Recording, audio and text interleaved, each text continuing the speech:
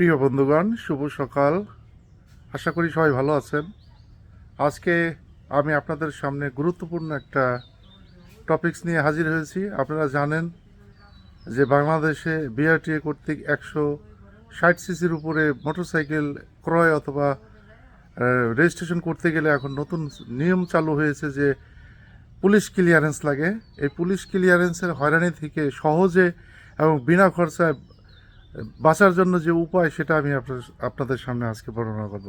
আপনারা আমার হাতে দেখতে পাচ্ছেন আমার মোটরসাইকেলের রেজিস্ট্রেশন কার্ড।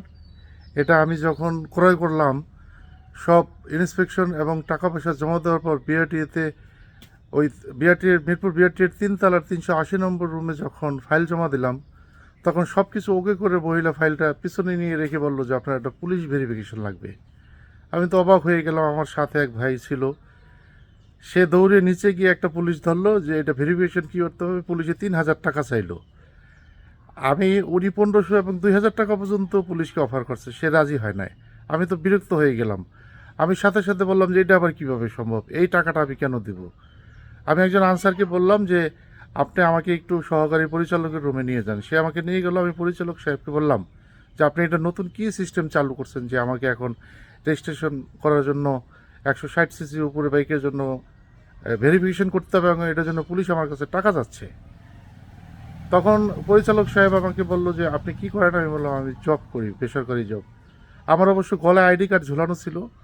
তখন সে আমাকে বললো যে আপনার আইডি কার্ডের একটা ফটোকপি দেন এবং আপনার ভোটার আইডি কার্ডের একটা ফটোকপি দেন, আমি আপনাকে ভেরিফিকেশন করে দিচ্ছি। আমি দৌড়ে নিচে গিয়ে মিরপুর বিআরটির পাশ থেকে আমার ভোটার আইডি কার্ড এবং আমার অফিসের আইডি কার্ডের দুটো ফটোকপি 5 টাকা দিয়ে করে পরিচালক সাহেবের হাতে দিলাম। উনি সাথে সাথে ভেরিফিকেশনটা করে দিচ্ছে এবং আমার কাজটা কমপ্লিট হয়ে গেছে। আমি এই যে রেজিস্ট্রেশন কার্ড হাতে পেয়েছি।